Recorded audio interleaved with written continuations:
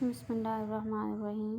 अस्सलाम वालेकुम dear students. आज हमारा लेक्चर नंबर 5 है, जिसमें हम कुछ और terms like volume integral, gradient function, divergence function और कर्ल फंक्शन को डिस्कस करेंगे। क्या चीज़ है, तो उससे पहले हम एक रिव्यू ले लेते हैं। जैसे कि हमने देखा था कि क्या होता है लाइन इंटीग्रल।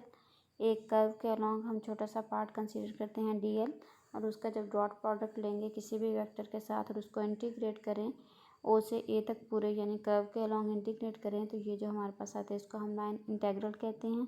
इसी तरह सरफेस इंटीग्रल के लिए एक सरफेस के अलॉन्ग हम छोटा सा पार्ट लेते हैं ds और उसके ऊपर नॉर्मल ड्रॉ करते हैं, और v और ds का जो डॉट प्रोडक्ट होता है उसको इंटीग्रेट करें पूरे सरफेस के अलॉन्ग, तो उसको हम कहते हैं सरफेस इंटीग्रल।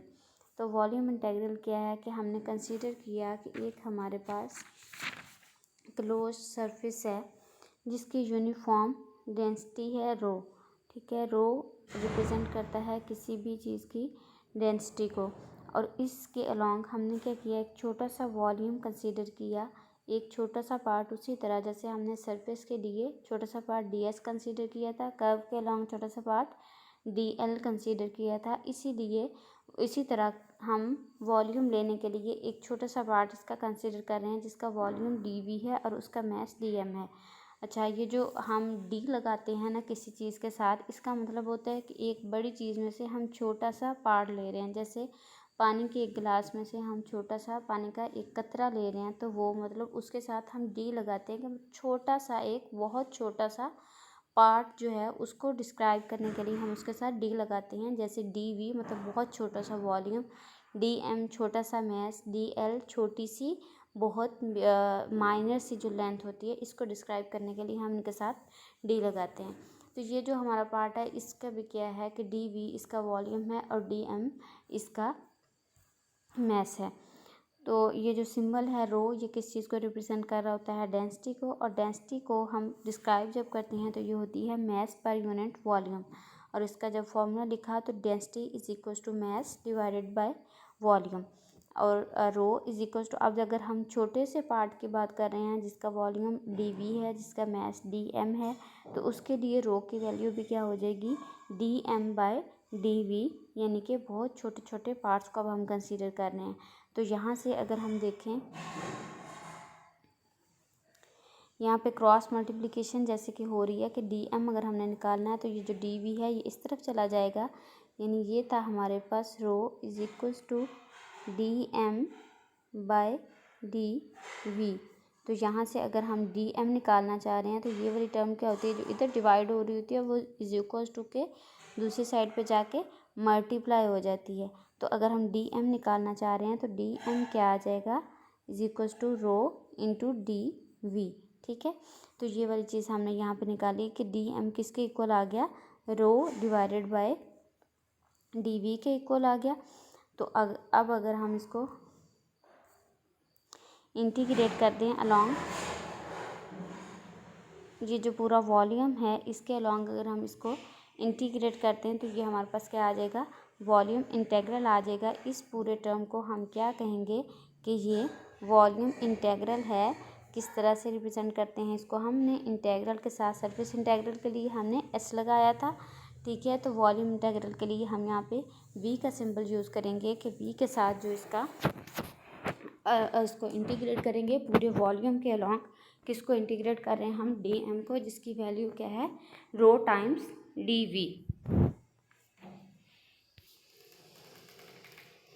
ठीक है, उसके आगे एक टर्म है जिसको हम कहते हैं डेल ऑपरेटर। ये डेल ऑपरेटर क्या है, ये डिफरेंशिएशन के लिए यूज़ होता है अलॉन्ग 3 कोऑर्डिनेट्स। जो हमारे पास 3 कोऑर्डिनेट्स होते हैं, x axis, y axis, z axis, उस 3 डायरेक्शंस में जब हम किसी भी चीज़ को डिफरेंशिएट करते हैं, जैसे हमने पीछे देखा इंटीग्रेशन, और यहाँ पे क्या देख रहे हैं, डिफरेंशिएशन। तो ये दो टर्म्स आपको याद करनी पड़ेंगी। एक होती है इंटीग्रेशन, इंटीग्रेशन के लिए एक सिंबल यूज़ होता है, और ये डिफरेंशिएशन है विद रिस्पेक्ट टू 3 कोऑर्डिनेट्स। तो इसको हम क्या कहते हैं, डेल ऑपरेटर कहते हैं। और डेल ऑपरेटर किसके इक्वल टू होता है, ये जो हमने यहाँ पे सिंबल रखा है, ये इसको बोलते हैं, ये वाला जो सिंबल है इसको हम कहते हैं कर्ल या फिर पार्शियल डेरिवेटिव। इसको पार्शियल डेरिवेटिव या फिर कर्ल से इसको बोला जाता है। और ये है curl by curl x into i मतलब एक्स एक्सिस के अलॉन्ग जब हम डिफ्रेंशिएट करेंगे उसको पार्शियल डेरिवेटिव लेंगे किसी भी चीज़ का एक्स एक्सिस के अलॉन्ग, फिर उसी तरह कर्ल बाय कर्ल वाई मतलब वाई डायरेक्शन के अलॉन्ग हम इसका डेरिवेटिव लेंगे, फिर एंड देन ऐड करेंगे curl by curl Z and into K, यानी जी डायरेक्शन के अलॉन्ग हमने जो इसका डेरिवेटिव लिया तो इस टर्म को हम कहते हैं पूरे इनका अगर ऐड कर दें हम तीनों अलग अलग डेरिवेटिव लेके इसको हम ऐड कर दें तो इस पूरे ऑपरेटर को हम कहते हैं डेल ऑपरेटर। ठीक है, इस डेल ऑपरेटर का क्या काम है कि इसको हम आगे यूज़ करेंगे ग्रेडियंट फंक्शन में, डाइवर्जेंस में और कर्ल फंक्शन में। तो देखते हैं ग्रेडियंट फंक्शन क्या होता है कि जब ये जो डेल ऑपरेटर है हमारा ये किसी भी स्केलर फंक्शन के ऊपर काम करे, किसी भी स्केलर फंक्शन के ऊपर जब ये ऑपरेट करेगा तो हम इसको कहते हैं ग्रेडियंट ऑपरेशन। ठीक है, कोई भी स्केलर फंक्शन लाइक हमारे पास स्केलर फंक्शन के तौर पे यहाँ पे अगर हो, यहाँ पे हम कंसीडर कर रहे हैं u as a scalar function, तो u स्केलर फंक्शन है तो फिर क्या डेल अगर ऑपरेट करे इस u के ऊपर तो इसको हम कहेंगे gradient of the u function. और किस तरह से ऑपरेट करे, डेल की वैल्यू हमने यहाँ पे लिख ली, डेल की वैल्यू हमने लिखी जो कि पिछले में हमने देखी थी curl by curl x i होता है plus curl by curl y J plus curl by curl z k, और उसके साथ यू जो है वो कोई भी एक स्केलर फंक्शन है, लाइक हमने यू को कंसीडर कर दिया कि ये कोई एक्स स्क्वेयर है। ठीक है, कोई भी स्केलर फंक्शन है, फंक्शन की आपको पता होगा कि फंक्शन हम किस तरह से लिखते हैं जो हम अलजेब्रा में पढ़ते होते थे, x square plus 1 x square plus 2 x square plus 3 x plus 5, इस तरह के जो फंक्शंस होते हैं। ठीक है, इनको हम क्या कहते हैं स्केलर फंक्शंस कहते हैं जिनके अलॉन्ग कोई डायरेक्शन नहीं है। देखिए यहाँ पे अगर एक्स स्क्वेयर है सिंपल, इसके साथ कोई आई जे के नहीं है तो ये क्या होगा एक स्केलर फंक्शन होगा। ठीक है, अगर इसके साथ आई जे के होगा तो फिर ये क्या होगा वेक्टर फंक्शन होगा। तो ये एक्स स्क्वेयर है क्योंकि, तो इसको हम क्या कहेंगे कि ये एक स्केलर फंक्शन है। इस स्केलर फंक्शन के ऊपर अगर हम डेल ऑपरेटर लगा लें, डेल ऑपरेटर क्या है जो डिफ्रेंशिएशन करता है अलोंग 3 डायरेक्शंस, हर डायरेक्शन के अलोंग अलग अलग तरह से पार्शियल डिफ्रेंशिएशन करता है, तो इसको हम कहते हैं डेल ऑपरेटर। और अगर ये डेल ऑपरेटर किसी भी स्केलर फंक्शन के ऊपर ऑपरेट कर रहा है तो इसको हम कहते हैं कि ये ग्रेडियंट फंक्शन है या ग्रेडियंट ऑपरेशन है। ठीक है, और अब हमने क्या किया नेक्स्ट में कि इन सब चीज़ों को आपस में कि ये जो हमारा डेल ऑपरेटर था इसको हमने अंदर यूज़ के साथ मल्टीप्लाई कर दिया, curl by curl curl u by curl x i हो गया। यहाँ पे हमने इस जगह पे सिंपल क्या किया है कि यू को हर जगह पे अंदर ले आए, ये जो यू जो बाहर था इसको जैसे हम एडिशन के लिए करते हैं कि हर टर्म के साथ अंदर मल्टीप्लाई करते जाते हैं, वैसे ही हमने इसको मल्टीप्लाई किया है अंदर, ये हर टर्म के साथ अलग अलग से मल्टीप्लाई हो गया इसको, और उस पूरे फंक्शन को हम क्या कहेंगे कि ये ग्रेडियंट फंक्शन है। ठीक है,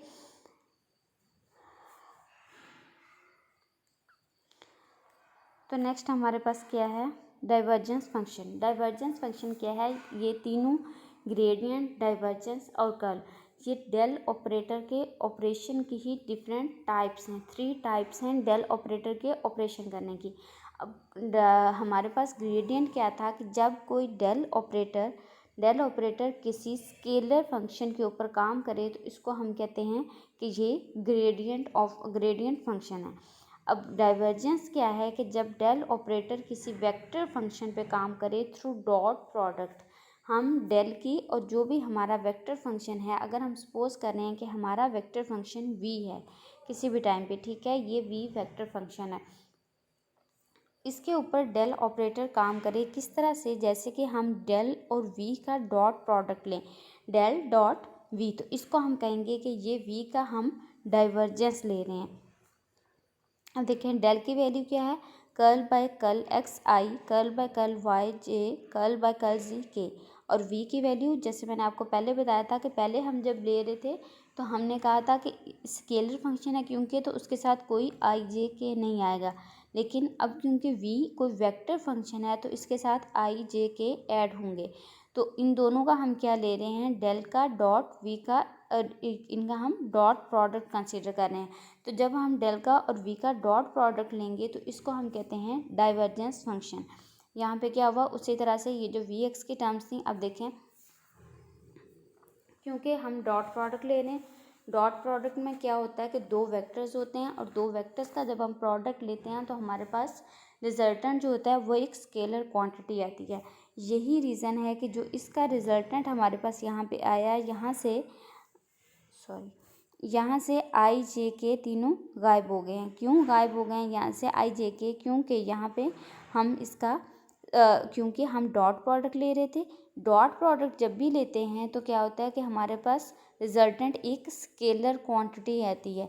तो क्योंकि ये स्केलर है इसीलिए यहाँ से हमने आई जे के को गायब कर दिया। Simply V X V Y और वी जी अंदर आ गए हैं। कहाँ पे देखें, एक्स वाली टर्म के साथ वी एक्स आ गया है, वाई वाली टर्म के साथ वी वाई आ गया है एंड जी वाली टर्म के साथ यहाँ पे वी जी आ गया। ये देखें, ये वी जी वाली टर्म के साथ वाई वी वाई वाली टर्म के साथ और वी एक्स वी एक्स वाली टर्म के साथ, ये तीनों यहाँ पे आ गए हैं। और क्या हुआ है कि यहाँ से हमने आई जे के और तीनों को गायब कर दिया। क्योंकि इसकी जब अगर आप डॉट प्रोडक्ट लें तो आपको डॉट प्रोडक्ट लेनी नहीं आती, आपको इतने ज़्यादा मतलब इसकी डेप्थ में जाने की ज़रूरत नहीं है। मैं इसलिए आपको वो नहीं समझा रही कि क्योंकि आई डॉट आई 1 होता है, ये तो आपने पढ़ा हुआ है। आई डॉट जे जो है वो 0 हो जाएगा, आई डॉट के भी 0 हो जाएगा। तो सिंपली हमारे पास ये टर्म्स बच जाती हैं। लेकिन आप याद रखने के लिए ये भी याद रख सकते हैं कि डॉट प्रोडक्ट है क्योंकि, और डॉट प्रोडक्ट में क्या होता है कि दो वेक्टर्स का रिजल्टेंट हमारे पास स्केलर आता है। इसीलिए हमने यहाँ से आई जे के को गायब कर दिया और हमने क्या किया, curl v x by curl x, curl v y by curl y और curl v z by curl z यहाँ पे लिख लिया। और इसको पूरे को हम क्या कहते हैं, डाइवर्जेंस फंक्शन कहते हैं। डाइवर्जेंस फंक्शन क्या है कि डेल ऑपरेटर और कोई भी जो भी वेक्टर है, वेक्टर फंक्शन है, उनका अगर हम डॉट प्रोडक्ट लें तो इसको हम कहते हैं डाइवर्जेंस फंक्शन। कर्ल फंक्शन क्या है कि जब हम, अब चीज़ों को आपने याद रखना है कि तीनों का डिफ्रेंशिएट करके आपस में उनको याद रखें कि जब हमने ग्रेडियंट फंक्शन की बात की थी तो हमने क्या कहा था कि डेल ऑपरेटर एक स्केलर क्वांटिटी पे ऑपरेट कर रहा है।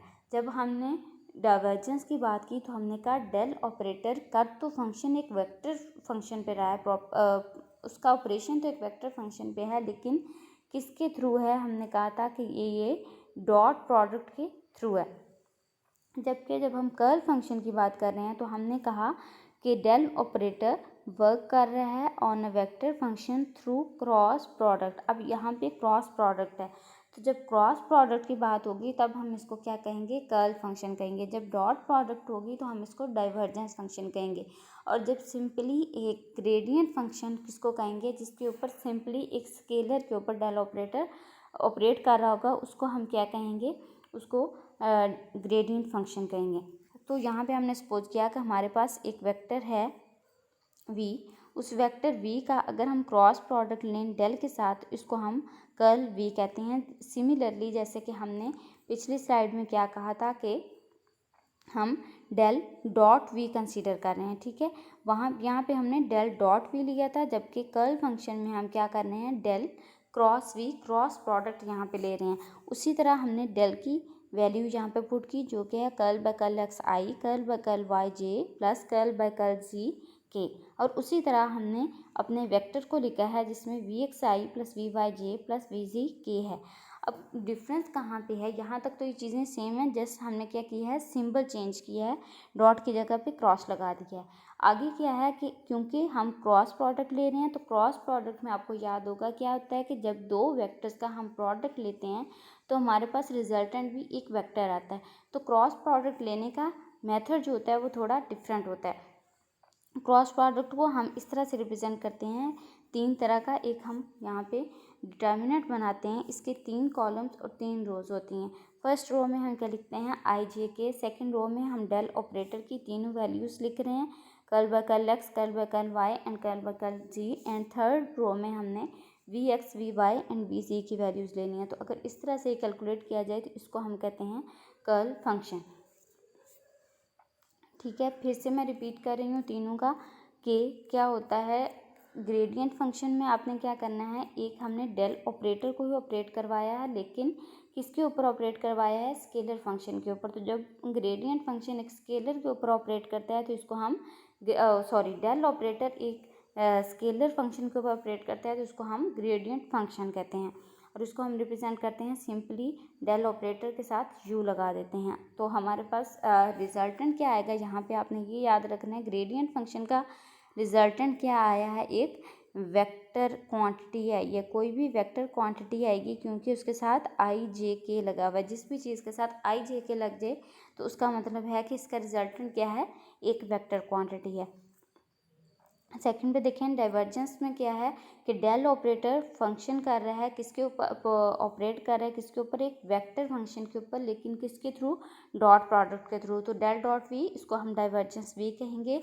और यहाँ पे हमारे पास रिजल्टेंट क्या आया है, एक स्केलर क्वांटिटी, क्योंकि यहाँ पे हमारे पास कोई भी आई जे के नहीं है तो हम कह रहे हैं कि ये हमारे पास रिजल्टेंट एक स्केलर क्वांटिटी है। इसी तरह कर्ल फंक्शन में क्या है कि operation of del on a vector function through cross product, पहले डॉट प्रोडक्ट के थ्रू था, अब कर्ल में डॉट क्रॉस प्रोडक्ट, कर्ल से क्रॉस को याद रख लें कि इसमें क्रॉस प्रोडक्ट के थ्रू होगा।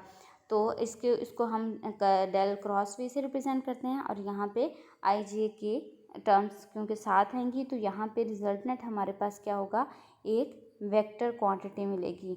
ठीक है, ग्रेडियंट में हमें स्केलर मिलती है, ग्रेडियंट में हमें वेक्टर मिलती है, डाइवर्जेंस में स्केलर होता है, और फिर कर्ल में अगेन एक वेक्टर क्वांटिटी मिलती है। तो इन तीनों चीज़ों को आप याद रखें। ऐसे ही तीन चीज़ें आपके पास पहले थी, कौन सी, line integral, surface integral and volume integral. इन तीनों को याद करें कि इनका क्या डिफरेंस होता है, कैसे इनको रिप्रेजेंट करते हैं। इसी तरह आगे फिर आपके पास ये तीन चीज़ें हैं, ग्रेडियंट, डाइवर्जेंस एंड कर्ल, इन तीनों को याद रखें। तो नेक्स्ट हमारा टॉपिक होगा इंशाल्लाह the gradient of a scalar field.